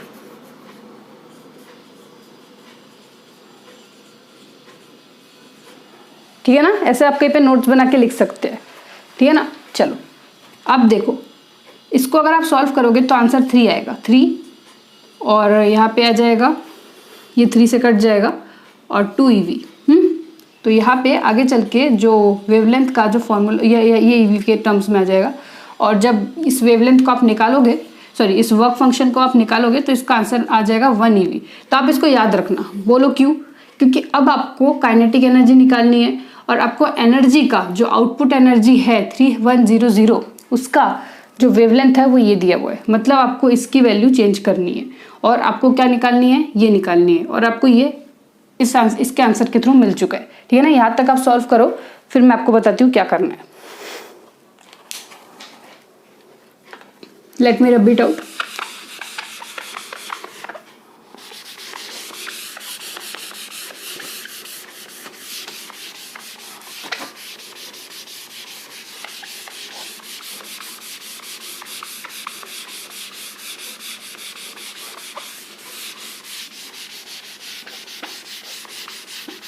अच्छा, अब 2eV नहीं दिया हुआ है आपको। अब आपने एंगस्ट्रॉम ये वर्क फंक्शन का वैल्यू निकाल लिया जो कि है 1, काइनेटिक एनर्जी आपको निकालनी है और इसकी वैल्यू 3100 दी है आपको अब क्या करना है, 12400 लगा के यहाँ पे 3100 लिख के सिंपली इसके काइनेटिक एनर्जी को निकाल लेना है और ये हो जाएगा आपका होमवर्क। ये आप खुद कर लेना ट्राई, ठीक है ना। So this is how this question gets solved. ठीक है ना, चलो मैं इसको मिटा लेती हूँ अभी। अब हम लोग एक नए टॉपिक के बारे में बात करने जा रहे हैं जिसका नाम है इंटेंसिटी। देखिए, अभी मैं एक बहुत गहरी चीज़ आपको समझाने की कोशिश करूंगी क्योंकि आप ये चीज़ बहुत ही ज़्यादा इंपॉर्टेंट है। क्यों? देखो, एक मेटल सरफेस में जब फोटॉन्स गिरती है और इलेक्ट्रॉन्स इजेक्ट होते हैं, उसमें कहानी इतनी सी ही नहीं रह जाती, और भी चीज़ आपको जानने की बहुत ज़रूरत पड़ती है। वो क्या है कि एनर्जी जो है ना, वो फोटॉन्स के फॉर्म में क्या कर रही है, मेटल प्लेट पे टकरा रही है ना, इतना आपको पता है। और एनर्जी फोटॉन्स के टर्म्स में, तो मैंने आपको पिछले कई लेक्चर से पहले बोला, कई दूसरे नोट्स में बोला था आपको, जिसमें मैंने आपको बोला था energy is directly proportional to frequency, है ना। ये तो मैंने आपको बोला, और इसी से हमारा क्या आया था, E is directly proportional to F, और इसमें हमने प्रोपोर्शनलिटी साइन हटा दिया था, जिसमें हमने H डाल दिया था, E = HF। इतना आपको पता था और अब तक आपने यही पढ़ा। अब हम पढ़ने जा रहे हैं इंटेंसिटी का कॉन्सेप्ट। अब जो इंटेंसिटी होती है, हम बोलते हैं कि इंटेंसिटी बढ़ाओ, तो इंटेंसिटी में क्या हो जाएगा, तो ध्यान से याद रखना, जो हम गिरा रहे हैं फोटॉन्स को, एनर्जी जो कि फोटॉन्स के टर्म्स में आ रहा है, वो अगर उसका नंबर अगर हमने बढ़ा दिया, अगर नंबर ऑफ फोटॉन्स अगर हमने बढ़ा दिया, ध्यान से मेरी बात सुनिए, अगर हमने फोटॉन्स का नंबर इंक्रीज कर दिया, तो इसका मतलब ये है कि हमने इंटेंसिटी बढ़ा ली। मतलब intensity is directly proportional to number of photons. मगर एक बात हम हमेशा याद रखना, इंटेंसिटी यहां पे लिख देती हूं मैं, intensity does not depends upon किसमें, फ्रीक्वेंसी पे वो डिपेंड नहीं करता। मतलब एक ही एनर्जी में अगर कोई फोटॉन गिरे जा रहा है तो कोई इफेक्ट नहीं पड़ेगा इंटेंसिटी में। बट अगर हमने नंबर बढ़ा दिया फोटॉन्स का, फ्रीक्वेंसी इसमें कुछ भी हो सकती है, मतलब फ्रीक्वेंसी यहाँ पे चेंज भी हो सकती है, तो ये फ्रीक्वेंसी में चाहे कुछ भी हो जाए, इंटेंसिटी को कोई फर्क नहीं पड़ता। बट अगर हमने नंबर ऑफ फोटॉन को बढ़ा दिया या कमा दिया तो इंटेंसिटी को फर्क पड़ेगा। तो ये आप पहला पॉइंट लिख दीजिए इंटेंसिटी का, और सेकंड पॉइंट आप ये लिख दीजिए, इंटेंसिटी डिपेंड्स अपॉन किसमें, नंबर ऑफ फोटॉन्स। तो चलो, ये हो जाएगा हमारा कंप्लीट नोट्स डी। और नोट्स ई हमारा सबसे बेस्ट टॉपिक, पूरे चैप्टर का सबसे महान जो आप बोल सकते हो। इसको नहीं पढ़ा तो चैप्टर 2 कुछ भी नहीं है। तो Bohr model of an atom पढ़ेंगे हम, ठीक है ना। तो चलो हम बढ़ते अभी Bohr model of an atom में। आपको ये देख के लग रहा होगा कि Bohr model of an atom और स्ट्रक्चर ऑफ एन एटम बिल्कुल ऐसा लग रहा है कि दोनों एक चैप्टर ही हो, लेकिन सच बात बोलूँ तो Bohr model of an atom को अगर हम चैप्टर भी नहीं बोलेंगे ना, तो वो स्ट्रक्चर ऑफ एन एटम कोई काम का नहीं रह जाएगा फिर।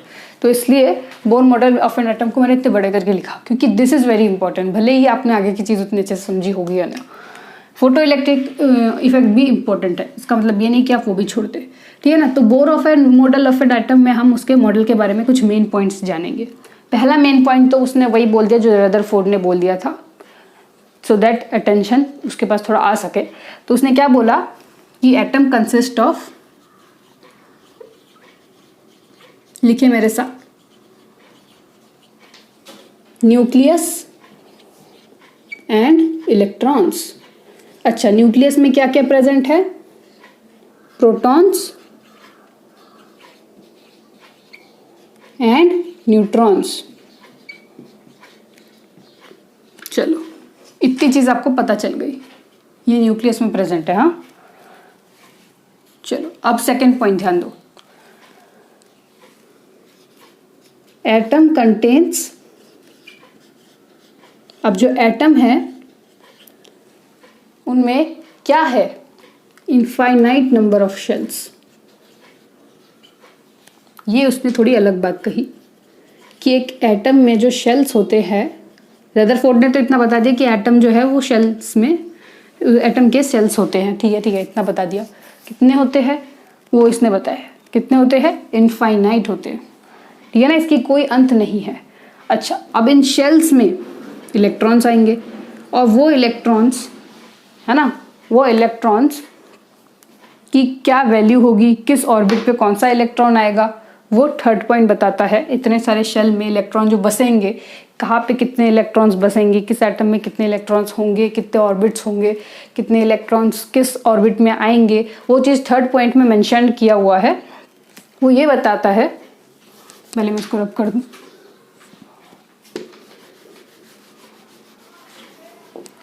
Electron revolves in those circular orbits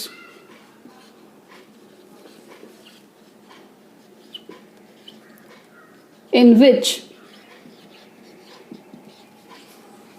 angular momentum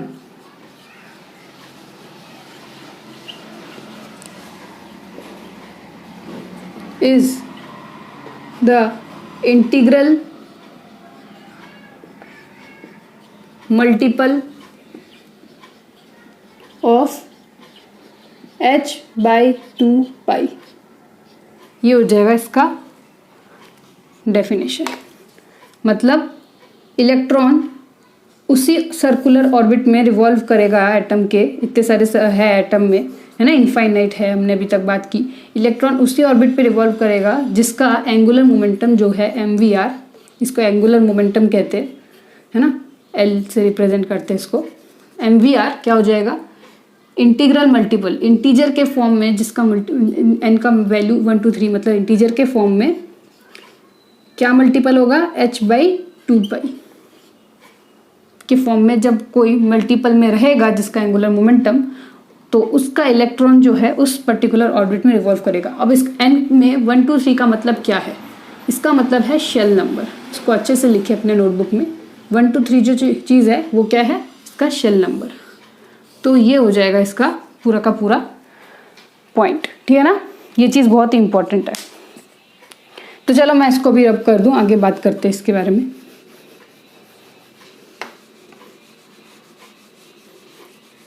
आप इसको नोट कर ले, है ना, सो दैट मैं यहीं पे सारा का सारा कंप्लीट कर दूं।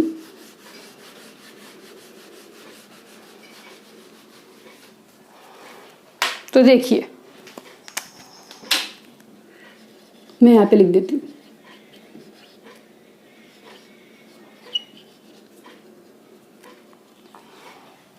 चलो अब हम बात करते हैं थर्ड पॉइंट की, सॉरी 1 2 3 4 पॉइंट की। As the number of orbit increases,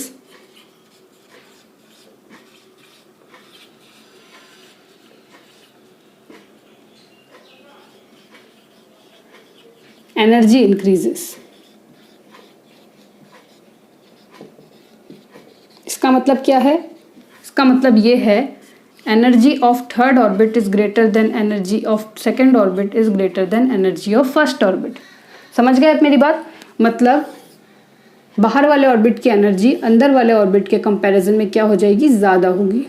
E outside is greater than E inside. I hope आपको मेरी बात समझ में आ रही होगी, ठीक है ना। मैंने ये चीज़ यहाँ पे एक्सप्लेन करी। अच्छा, अब क्या होता है कि उसने इतना बता दिया, चलो इतना पता चल गया। अब एक ऑर्बिट के बारे में उसने बता दिया। अभी अगर जो मैंने अभी आपको फोटो इलेक्ट्रिक इफेक्ट बताया, उसको अगर इसके साथ कंपेयर करें तो देखो क्या होता है। फोटो इलेक्ट्रिक इफेक्ट में क्या होता है, जब कोई बाहर का एनर्जी या फोटोन जब गिरता है किसी भी एटम पे, मतलब उस मेटल सरफेस पे गिरा, वो तो आपने देखा मेटल के अंदर क्या होते हैं, एटम होते हैं, और उसी एटम में से कोई एक एटम हमने उठा के यहाँ पे चिपका दिया। और अब हम डीपली समझेंगे कि फोटो इलेक्ट्रिक इफेक्ट में हुआ क्या। देखो फोटो इलेक्ट्रिक इफेक्ट में क्या हुआ, ये आपको अच्छे से बोर मॉडल में समझ में आ जाएगा। क्यों, क्योंकि देखो अब फोटोन गिरा इस पे, तो इस पे क्या हुआ, इसके जो इलेक्ट्रॉन्स है, मान लो इस इलेक्ट्रॉन पे गिरा और इस इलेक्ट्रॉन को उतनी एनर्जी मिल गई जितनी एनर्जी उसको चाहिए थी इस ऑर्बिट से निकलने के लिए। इसकी एक पर्टिकुलर एनर्जी है, मान लो इसके पास ए एनर्जी है और उसी एनर्जी के चलते वो इस ऑर्बिट पे घूम रहा है। लेकिन अगर इसको, और इस एनर्जी, इस इलेक्ट्रॉन की एनर्जी है बी, जो कि ए से ज़्यादा है, आपको पता ही है। और अगर आप उसको फोटॉन्स के थ्रू एनर्जी एक्स्ट्रा मिल गई, मतलब जो आप, अगर इसको बी वाली एनर्जी मिल गई मान लो, मतलब इस इलेक्ट्रॉन को ए से ज़्यादा एनर्जी मिली जो कि है बी, तो ये इलेक्ट्रॉन क्या करेगा, अपने पोजीशन से निकल जाएगा और वो उस एनर्जी को एब्जॉर्ब करेगा और उस एब्जॉर्ब होने के बाद वो सेकेंड ऑर्बिट में जंप कर जाएगा। समझ रहे हो आप मेरी बात? तो जब वो सेकेंड ऑर्बिट में जंप करेगा इलेक्ट्रॉन उस ऑर्बिट से निकल के, तो उसको क्या बोलेंगे हम, excitation of electrons. Electrons got excited, ठीक है ना। तो यही है हमारा 1 2 3 4 5 5th पॉइंट कि electrons gets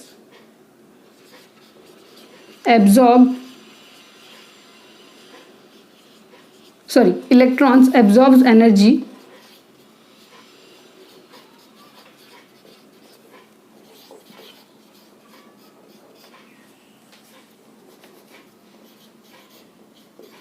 to move from lower orbit to higher orbit।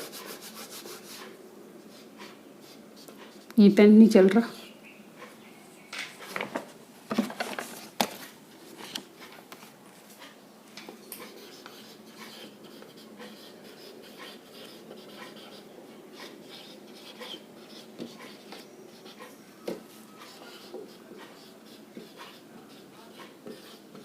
ये हो जाएगा इसका 5th पॉइंट। और इसी का ऑपोजिट क्या हो जाएगा, इलेक्ट्रॉन्स रिलीजेस। ये सेम हो जाएगा, यहाँ पे रिलीजेस आ जाएगा। क्या करती है, इलेक्ट्रॉन रिलीज करती है एनर्जी को टू मूव फ्रॉम, कहाँ से कहाँ, हायर टू लोअर।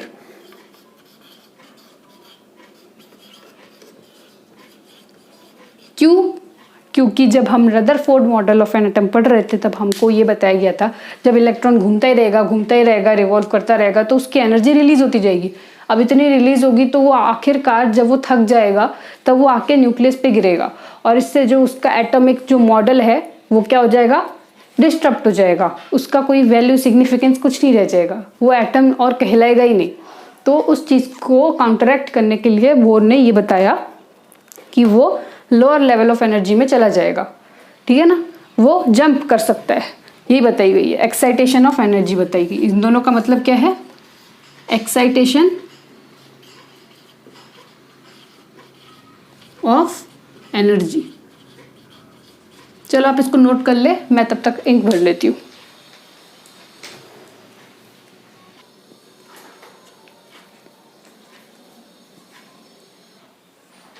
तो चलो अब मैं बताती हूँ इसकी एक पर्टिकुलर नोट। जो चीज़ आपको अच्छे से नोट करके रखना है, कहीं पे कॉर्नर पे या कहीं पे नोट करो, क्योंकि बहुत ही ज़्यादा इंपॉर्टेंट है बोर मॉडल का। क्या नोट आपको नोट करके रखना है, वो ये है कि Bohr model is only applicable to single electron species. ये सिर्फ सिंगल इलेक्ट्रॉन स्पीसीज के लिए ही बोर मॉडल क्या है, एप्लीकेबल, ठीक है। तो चलो इतनी बात आपको समझ में आ गई। अब हम कुछ इंपॉर्टेंट फॉर्मूलाज जानेंगे बोर मॉडल ने जो हमको दिए थे और उस पर बात करेंगे। पहले उसने बताया, अब हमने यहाँ तक तो पढ़ लिया कि एक पर्टिकुलर एटम प्रेजेंट होता है और उसके साइड में इलेक्ट्रॉन्स होते हैं, है ना। चलो इतना बोर ने बता दिया। अब इसके बारे में हम कुछ पढ़ते हैं, वो क्या होंगे इनके फॉर्मूलाज। ये आपको नोटबुक में अच्छे से नोट करके रखना है। देखो, एनर्जी, किसी भी इलेक्ट्रॉन की एनर्जी अगर निकालनी हो कि वो इलेक्ट्रॉन जहाँ पे बैठा हुआ है उसकी एनर्जी क्या है, तो उसको निकालने का ये है फॉर्मूला EN। EN का मतलब किस ऑर्बिट में बैठा है। मान लो कि अगर वो फर्स्ट ऑर्बिट में बैठा है तो E1 आ जाएगा यहाँ पे, ठीक है ना। तो इसका फॉर्मूला देखिए, पहले एनर्जी से नहीं, पहले रेडियस से स्टार्ट करते हैं। तो पहले रेडियस से स्टार्ट करेंगे। रेडियस हो जाएगा 0.529 n²/z, ठीक है। और आगे आ जाएगा एंगस्ट्रॉम, ठीक है ना। अब हम निकालेंगे वेलोसिटी। वेलोसिटी का क्या हो जाएगा, 2.18 इंटू 10⁻6 Z/n, क्या, मीटर पर सेकेंड। मतलब कोई भी इलेक्ट्रॉन किस स्पीड में भागेगा, घूमेगा, दौड़ेगा, उसकी जो वेलोसिटी है वो इस तरह से हम निकाल सकते हैं। तो चलो अब हम बात करेंगे, मैं पेन को चेंज कर देती हूँ। अब हम बात करेंगे एनर्जी की। अब एनर्जी के बारे में मैंने लास्ट में इसलिए बात की क्योंकि ये माइनस में आता है इसकी वैल्यू, क्योंकि हमको पता है कि इलेक्ट्रॉन क्या होता है, अट्रैक्ट होता है।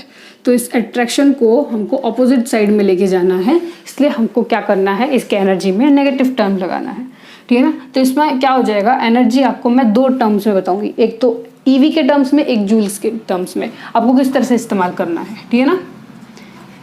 ठीक है, ये हो जाएगा ईवी के टर्म्स में। ईवी के टर्म्स में 13.6 इंटू 10⁻, नहीं इसमें 10⁻ नहीं आता, इसमें Z² बाय n² आ जाएगा। मतलब ये दोनों जो टर्म्स है ना, इनमें स्क्वायर्स आ जाएंगे यहाँ पे, समझ रहे हो ना। और फिर यहाँ पे जूल लग जाएगा। इसमें आता है 2.18 इंटू 10⁻, यही 10⁻18, क्या, किसमें, माइनस में। माइनस माइनस हो जाए, अगर ये माइनस में है तो ये भी माइनस में आएगा, ऐसे याद रख सकते हो आप।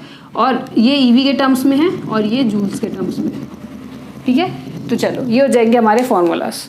अब हम बात करेंगे, इसको मिटा के एक क्वेश्चन सॉल्व करते हैं ईएन के थ्रू, ठीक है। यहीं पे सॉल्व कर लेते हैं, आप तब तक नोट भी कर सकते हो। इस स्लाइड को मैं फिर मिटा ही दूंगी इसलिए। तो एनर्जी हमको किस तरह से निकालना है, तो हम ये वाला फॉर्मूला इस्तेमाल करेंगे, क्या निकालने के लिए, energy of infinite number of electrons निकालने के लिए। तो हाँ, energy of infinite number of orbits, sorry electrons नहीं, ऑर्बिट। ऑर्बिट का नंबर यहाँ पे हम लिखते हैं, सब में मैंने ये लिखा, ये ऑर्बिट नंबर को रिप्रेजेंट करता है। तो हमने अभी क्या लेना है, किसी भी एक का ले सकते हो आप, मान लो इसका ले लो आप, ईवी का 13.6 इंटू Z²। अब देखो मैंने आपको बताया कि सिंगल इलेक्ट्रॉन स्पीसीज को पे एप्लीकेबल है। तो सिंगल इलेक्ट्रॉन स्पीसीज क्या है, अब आएगा उसका यूज। सिंगल इलेक्ट्रॉन स्पीसीज मतलब जिसमें एक इलेक्ट्रॉन है। ऐसे पदार्थ, ऐसे स्पीसीज, ऐसे जानवर, ऐसे मतलब प्रजाति के लोग जिनमें एक ही टाइप के एक ही इलेक्ट्रॉन है। हाइड्रोजन में एक इलेक्ट्रॉन प्रेजेंट होता है, हीलियम में आप बताओ 2 होते हैं, है ना। अब देखो हीलियम में अगर मैं एक प्लस लगा दूं, मतलब उसमें से किसी ने एक इलेक्ट्रॉन ले रखा है, छीन लिया गया है उससे एक इलेक्ट्रॉन, तो इसलिए उसमें 2 की जगह अब 1 इलेक्ट्रॉन रह जाएगा। लिथियम को अगर मैं बताऊं, लिथियम में वैसे तो 3 इलेक्ट्रॉन होते हैं, अगर उसमें से 2 इलेक्ट्रॉन हम ले लेंगे, 2 इलेक्ट्रॉन अगर हम ले लेंगे उससे, तो बचेगा 1 इलेक्ट्रॉन, तो इसलिए ये भी सिंगल इलेक्ट्रॉन में आ जाएगा। बेरिलियम में भी कुछ ऐसा ही है, 3+।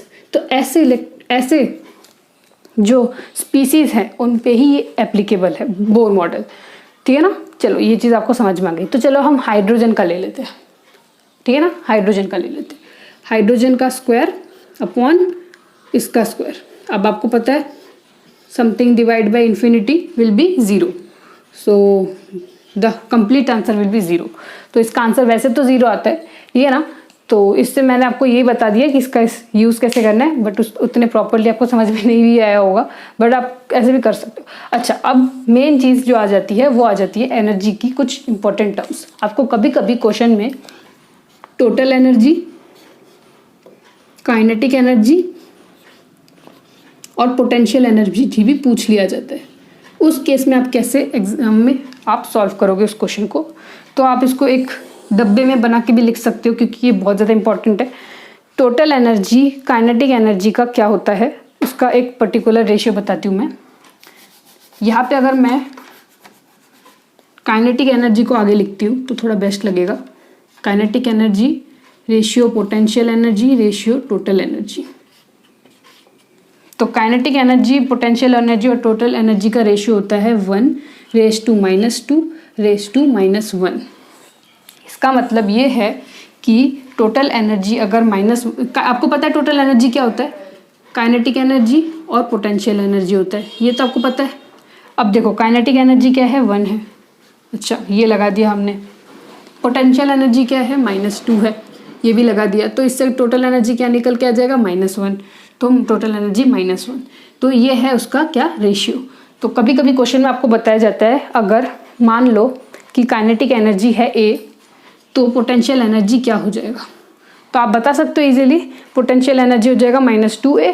और कभी कभी आपको देखो, अगर आपको पूछा गया कि काइनेटिक एनर्जी A है तो पोटेंशियल एनर्जी क्या हो जाएगा, वो हो जाएगा -2A, और टोटल एनर्जी क्या हो जाएगा, -1A। ऐसे करके इस क्वेश्चन को सॉल्व करना पड़ता है। तो चलो इतना आप नोट कर लीजिए, फिर मैं अभी इसको मिटा देती हूँ।